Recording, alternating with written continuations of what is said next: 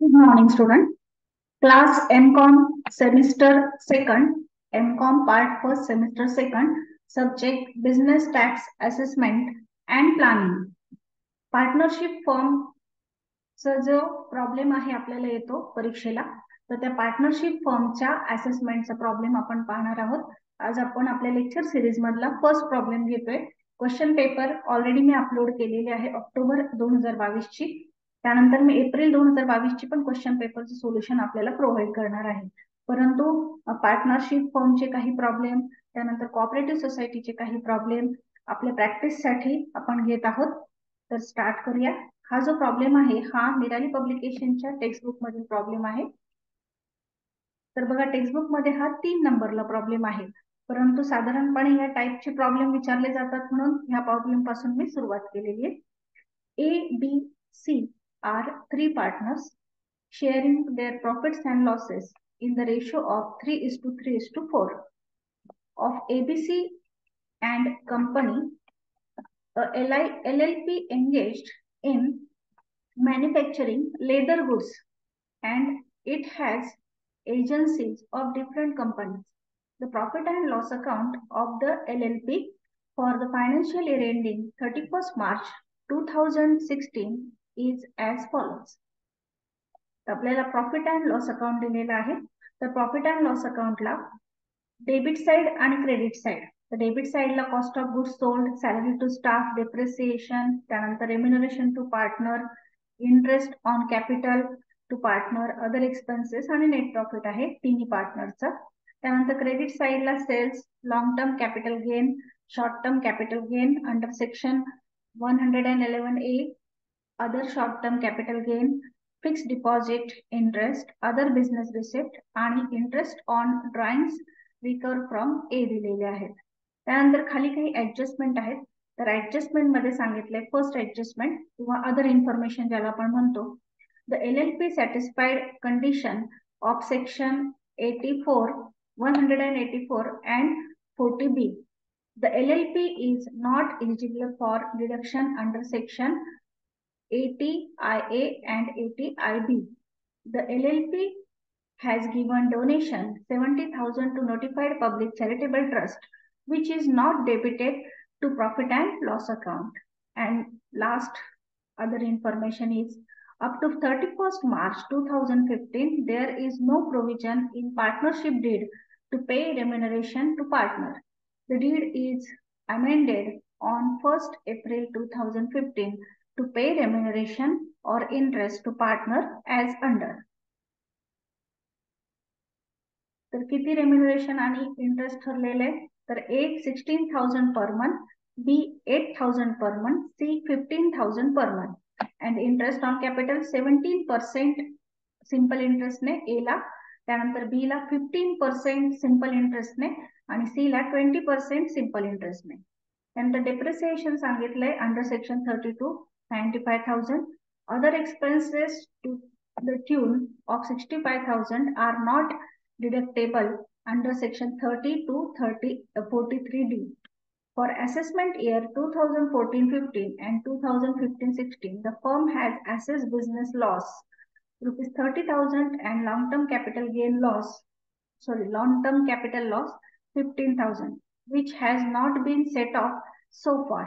आपल्याला 2014-15 मध्ये आणि 15-16 मध्ये 2 लॉसेस झालेले. एक बिझनेस लॉस आहे 30,000 चा आणि लॉंग टर्म कॅपिटल लॉस आहे 15,000 चा, जो यापूर्वी सेट ऑफ झालेला नाही. तर आपण सोल्युशनला स्टार्ट करूया. सोल्युशन स्टार्ट करताना आपण नेहमी नेट प्रॉफिट पासून करत असतो.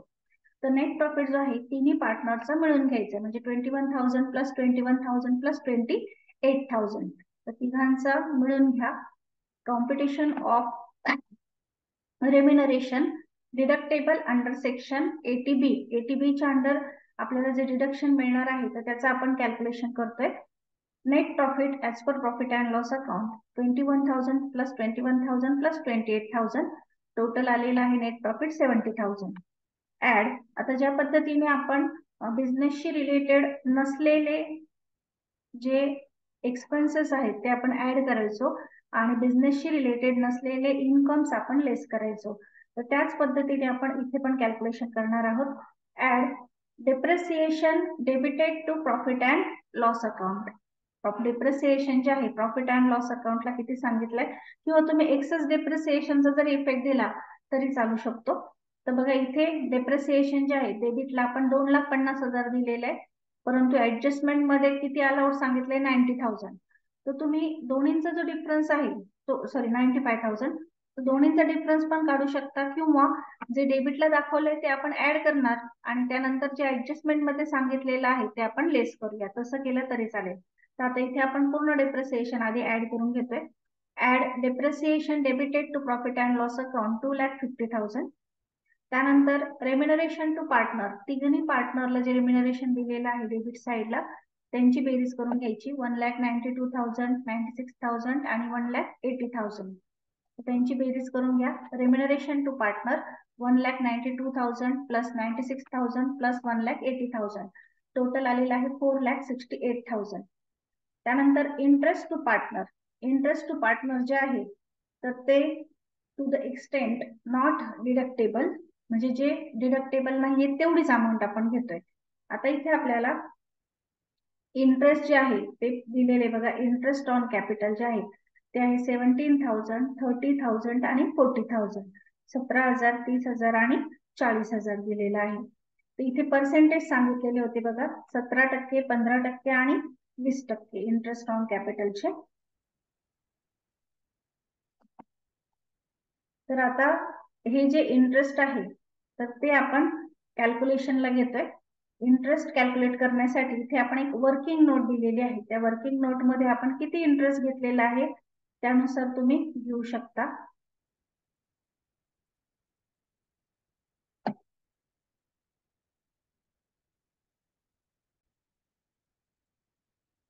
तर as per tax rule interest to partner जे आहे तर ते आपण मॅक्झिमम किती घेऊ शकतो, तर 12% घेऊ शकतो डिडक्शन साठी.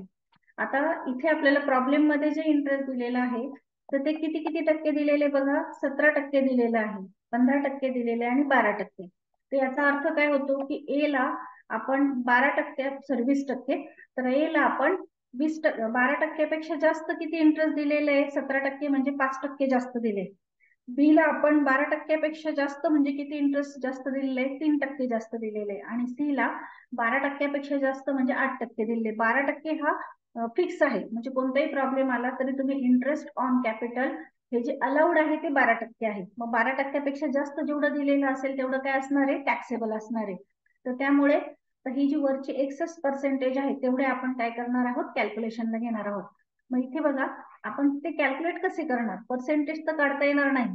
मग जी दिलेली अमाऊंट आहे त्या अमाऊंटला आपण काय करतोय, तर टक्क्यांनी भागतोय आणि टक्क्यांनी गुणतोय. म्हणजे फॉर एक्झाम्पल ए ला इंटरेस्ट दिले 17,000 रुपये. 17,000 किती टक्क्यांसाठी दिले, 17%.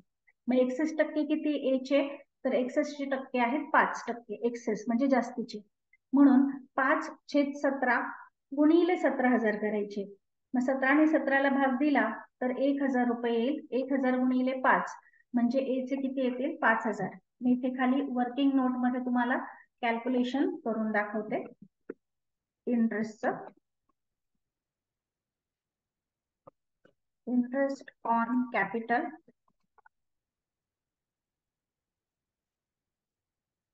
मॅक्झिमम किती असलं पाहिजे, 12% असलं पाहिजे. मग आता ए च जे आहे ते किती आहे, 17,000 आहे. तर मग 17,000 किती टक्क्यांसाठी आहे, 17%. म्हणून त्यांनी भाग द्यायचा.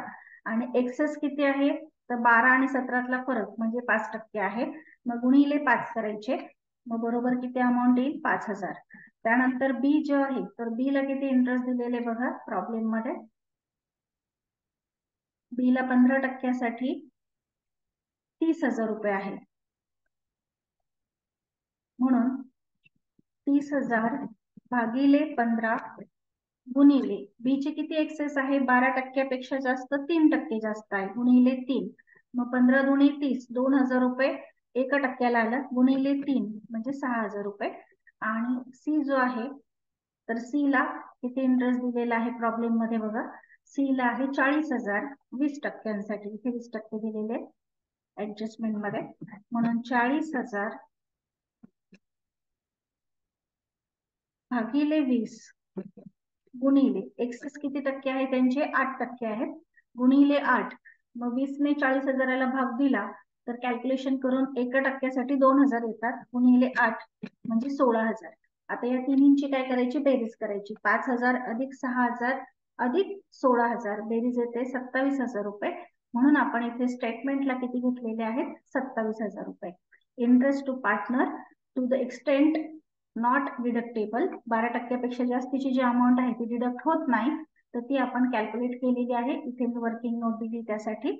ती अमाऊंट जी आहे ती टोटल आलेली आहे 27,000. त्यानंतर अदर एक्सपेन्सेस. अदर एक्सपेन्सेस बघा पुढे दिलेले आहेत आपल्याला. अदर एक्सपेन्सेस 1,65,000 रुपये सांगितलेले आहेत अदर एक्सपेन्सेस. तर अदर एक्सपेन्सेसचे आपण जे एक्सेस अमाऊंट आहे ती घेतोय. तर अदर एक्सपेन्सेस मॅक्झिमम 1,00,000 रुपये आहेत, तर म्हणून आपण वरचे 65,000 रुपये टॅक्सेबल आहेत म्हणून कॅल्क्युलेशनला घेतलेत.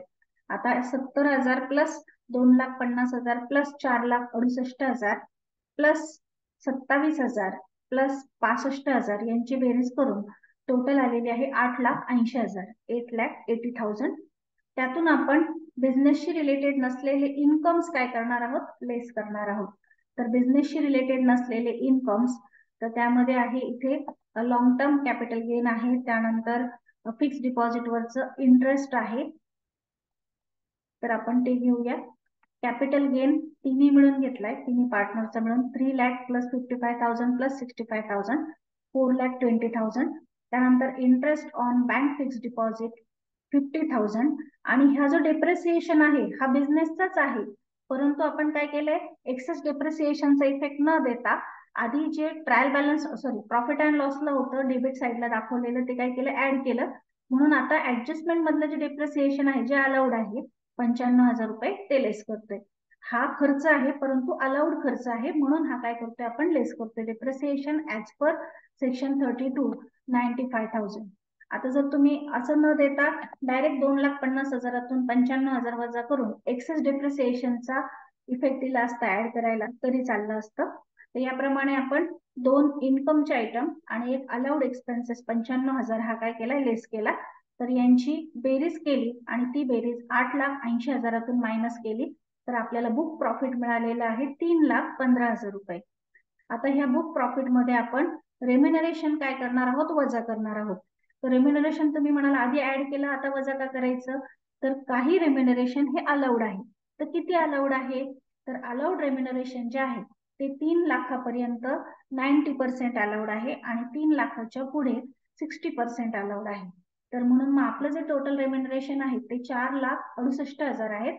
मग 3,00,000पर्यंत 90% आपण काढणार, 3,00,000वर 90%, आणि वरची जी अमाऊंट आहे 1,68,000 रुपये, तर त्यावर आपण काय करतोय, तर 60% वरच्या अमाऊंटवर काढतोय. सॉरी, एक मिनिट, तुम्हाला नोट देते. बघा, जे रेम्युनरेशन आहे त्याचं डिडक्शन या पद्धतीने आहे. जर बुक प्रॉफिट हा निगेटिव्ह असेल तर 1,50,000 रुपये जे आहे ते रेम्युनरेशन काय मिळणार आहे, डिडक्शन मिळणार आहे. आणि जर बुक प्रॉफिट हा पॉझिटिव्ह असेल तर पहिल्या 3,00,000वर जे आहे ते 1,50,000 किंवा बुक प्रॉफिटच्या 90% यातील जी जास्तीची रक्कम आहे ती वजा मिळते, आणि बॅलन्स अमाऊंट जो आहे बुक प्रॉफिटचा त्यावर 60%. तर मग बघा, आपल्या प्रॉब्लेम मध्ये बुक प्रॉफिट जो आहे तो किती आलेला आहे, तर बुक प्रॉफिट आलेला आहे आपला 3,15,000 रुपये. म्हणून मग आपण 3,00,000वर 90% कॅल्क्युलेट केले आणि वरचे जे 15,000 आहेत तर त्यावर 60% कॅल्क्युलेट केले. तर असे दोन्ही मिळून आलेले आहेत 2,79,000 रुपये रेम्युनरेशन. तर रेम्युनरेशनचा मी चार्ट इथे तुम्हाला दिलेला आहे. हा वर्किंग नोट मध्ये लिहिण्याची गरज नाही, फक्त तुम्हाला समजावा म्हणून मी इथे प्रोव्हाइड केलेला आहे. तर या पद्धतीने रेम्युनरेशनचं डिडक्शन असतं. तर तेवढं रेम्युनरेशन आपण डिडक्ट केलं 3,15,000तून. मग डिडक्ट केल्यानंतर आपल्याकडे जी अमाऊंट आलेली आहे तर ती अमाऊंट काय आहे, तर टॅक्सेबल अमाऊंट आहे. तर आता आपण काय करतोय, इथे फक्त आपण बुक प्रॉफिट काढून घेतला होता आणि बुक प्रॉफिट मधून रेम्युनरेशन काय केलंय, वजा केलेले 2,79,000 रुपये. आता आपण बिझनेस पासूनचा जो इन्कम आहे तो कॅल्क्युलेट करतोय. Competition of income of firm, business income. त्यासाठी आधी बुक प्रॉफिट घ्या 3,15,000, त्यातून रेम्युनरेशन आपण डिडक्ट केलेलं आहे 2,79,000 रुपये. मग बॅलन्स अमाऊंट आलेली आहे 36,000 36,000 रुपये. तर त्यामध्ये आता जो मागचा बिझनेसचा लॉस होता ऍडजस्टमेंट मध्ये आपल्याला सांगितलं होतं की तो सेट ऑफ झालेला नाहीये, तो आपण काय करतोय लेस करतोय. लेस ब्रॉट फॉरवर्ड बिझनेस लॉस 30,000, तो लेस करून आउटरला अमाऊंट आलेली आहे 6,000. त्यानंतर जो लॉंग टर्म कॅपिटल गेन आहे जो मायनस मध्ये होता, ऍडजस्टमेंट मध्ये आपल्याला सांगितलेलं होतं की लॉंग टर्म कॅपिटल गेन जो आहे तो मायनस मध्ये आहे 15,000 रुपये. तर तो आपण फक्त इथे कंसामध्ये लिहून घेतलेला आहे, कारण की आपण तो कॅल्क्युलेशनला नंतर घेणार आहोत. आता शॉर्ट टर्म कॅपिटल गेन प्रॉब्लेमच्या क्रेडिट साईडला दिलेला होता बघा. Short term capital gain 55,000, other short term capital gain 65,000.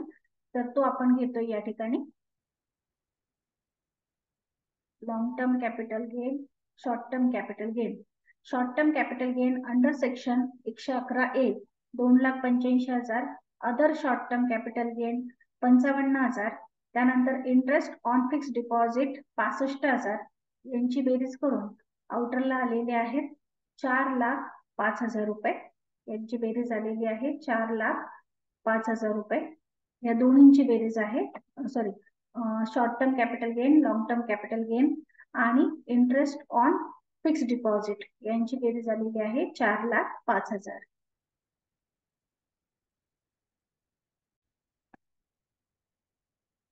बघा, शॉर्ट टर्म कॅपिटल गेन 2,85,000 आहे, other short term capital gain 55,000 आहे, आणि हे जे 65,000 आहेत ते इंटरेस्ट टू पार्टनरचे आहेत. इथे आपण जो एक्सेस अमाऊंट कॅल्क्युलेट केलेली होती वरच्या स्टेटमेंटला, तर ती 65,000 रुपयाची अमाऊंट आपण घेतलेली बघा, ही 65,000, आणि इंटरेस्ट ऑन फिक्स डिपॉझिट जे आहे ते आहे 50,000. तर ह्या तिन्हींची टोटल 4,05,000 आहे, आणि इंटरेस्ट ऑन फिक्स डिपॉझिट आहे 50,000 रुपये. इथे थोडस मिसमॅच झाल्यामुळे आणि हे वाक्य राहिल्यामुळे मी इथे पुन्हा ते मेन्शन केलं. इंटरेस्ट टू पार्टनर 65,000 आहे. तर आपण यांची बेरीज केली 6,000 प्लस 4,05,000 प्लस 50,000, तर ग्रॉस टोटल इन्कम आलेला आहे 4,61,000. आता त्यातून आपण डिडक्शन्स वजा करणार आहोत अंडर सेक्शन 80G. आपल्याला ऍडजस्टमेंट मध्ये 80G चे डिडक्शन सांगितलेलं होतं बघा. या ठिकाणी डोनेशन पेड केलेलं आहे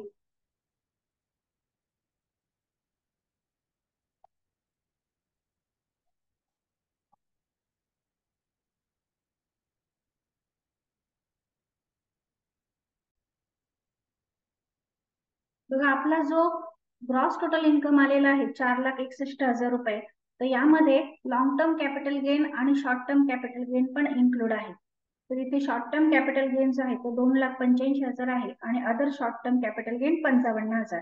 तर आपण 4,61,000तून या दोन फिगर काय करतोय, मायनस करतोय. तर मायनस करून किती उत्तर आले त्याचं कॅल्क्युलेशन मी खाली वर्किंग नोट मध्ये दाखवते. मग ते काढल्यानंतर आपण त्यावर 50% काढणार आधी, आणि नंतर 10% काढणार. तेवढी अमाऊंट आपण काय करणार आहोत, लेस करणार आहोत 80G च्या अंडर. तर बघा, इथे आपण कॅल्क्युलेशन केले.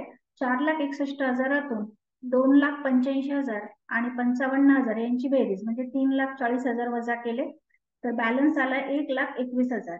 मग 1,21,000च्या आपण आधी काय करणार, 50% काढणार. 50% ऑफ 1,21,000, तर ते आलेले आहेत 60,500 रुपये. आणि मग आता 60,500च्या किती काढायचे, 10% काढायचे. तर 10% ऑफ 60,500 बरोबर 6,050. तर आपण 6,050 एवढी अमाऊंट काय आहे आपल्याला डिडक्टेबल आहे, वजा आहे. तर तेवढी आपण काय केली, मायनस केली. तर नेट इन्कम जो आहे तो आलेला आहे 4,54,950 रुपये. आता यावर आपण टॅक्स कॅल्क्युलेट करणार आहोत. पण टॅक्स कॅल्क्युलेट करताना जो लॉंग टर्म कॅपिटल गेन आहे किंवा शॉर्ट टर्म कॅपिटल गेन आहे, तर त्यावर आपण सेपरेट कॅल्क्युलेशन करतोय. तर मग 2,85,000वर लॉंग टर्म कॅपिटल गेनवर 20% टॅक्स कॅल्क्युलेट करायचा. शॉर्ट टर्म कॅपिटल गेन जो आहे त्यावर 15% काढायचा, म्हणजे 55,000वर 15% कॅल्क्युलेट करायचा. तर मग ह्या दोन्ही अमाऊंटवर आधी आपण कॅल्क्युलेट करून घेतला, तर तो आलेला आहे 8,250 रुपये. आणि शॉर्ट टर्म कॅपिटल गेनवर आलेला आहे, तर 15% कॅल्क्युलेट करून 34,485 रुपये.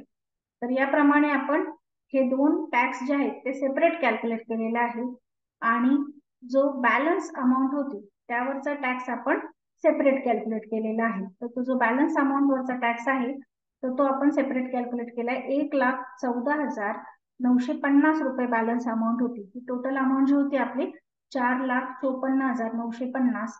तर त्यातून आपण हे 2,85,000 आणि 55,000 म्हणजे 3,40,000 काय केले, मायनस केले. तर उरलेला जो अमाऊंट आहे त्यावर आपण 30% टॅक्स कॅल्क्युलेट केलेला आहे. तर तो 30% टॅक्स कॅल्क्युलेट करून उत्तर आलेलं आहे. तर इथे थोडस फिगर जे आहेत त्या मिसमॅच झालेले आहेत. तर बघा, जो लॉंग टर्म कॅपिटल गेन आहे 20%, 2,85,000वर 20%, तर तो आलेला आहे 57,000. त्यानंतर शॉर्ट टर्म कॅपिटल गेन वर जो 15% काढलाय आपण 55,000वर, तो आलेला आहे 8,250. आणि बॅलन्स अमाऊंट वर जो 30% काढलाय तो आलेला आहे 34,485 रुपये. तर याप्रमाणे आपण ही जी 4,54,950 रुपये अमाऊंट होती त्यावर टॅक्स कॅल्क्युलेट केला. तर तो टोटल टॅक्स आलाय 57,000 प्लस 8,250 प्लस 34,485. तर टोटल टॅक्स आलेला आहे 99,735 रुपये.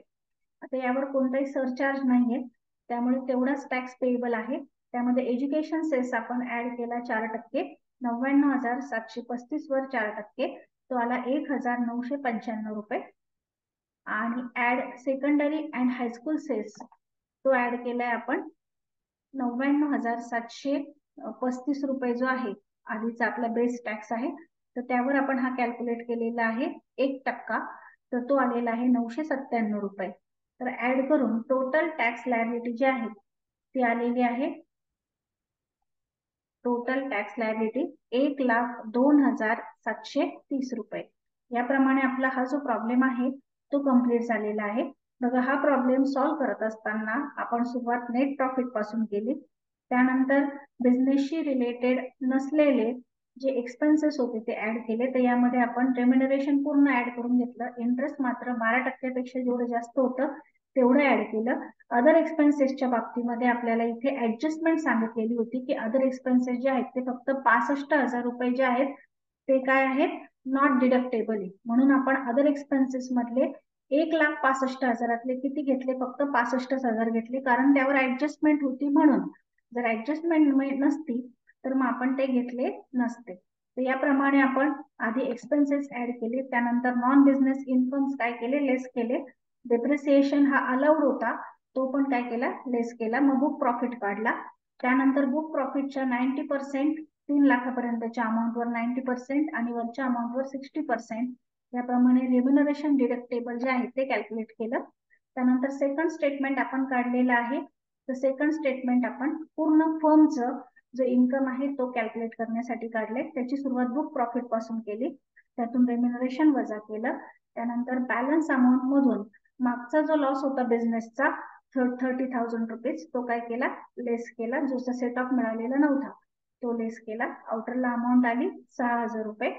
त्यानंतर short term capital gain, other short term capital gain, interest to partner, तर ह्या अमाऊंट ज्या आहेत त्यांची बेरीज म्हणजे 4,05,000 रुपये डिडक्शन साठी घेतली. त्यानंतर interest on fix deposit, sorry deduction साठी नाही, ऍड साठी घेतली. त्यानंतर इंटरेस्ट ऑन फिक्स डिपॉझिटचे 50,000 रुपये ऍड केले. तर असा टोटल इन्कम आला आपला 4,61,000 रुपये. त्यातून आपण एटीजीच्या अंडर डिडक्शन वजा केलं. एटीजीचं डिडक्शन काढण्यासाठी 4,61,000तून आपण 2,85,000 आणि 55,000 जे शॉर्ट टर्म कॅपिटल गेनचे होते ते काय केले, आधी वजा करून घेतले. त्यासाठी मी इथं वर्किंग नोट पण दिलेली आहे. तर त्याप्रमाणे कॅल्क्युलेशन केलं. जी बॅलन्स अमाऊंट आली त्यावर आधी 50% काढले आणि नंतर त्या आलेल्या 50% अमाऊंटवर परत किती काढले, 10% काढले. तेवढं काय मिळणार आहे, डिडक्शन मिळणार आहे.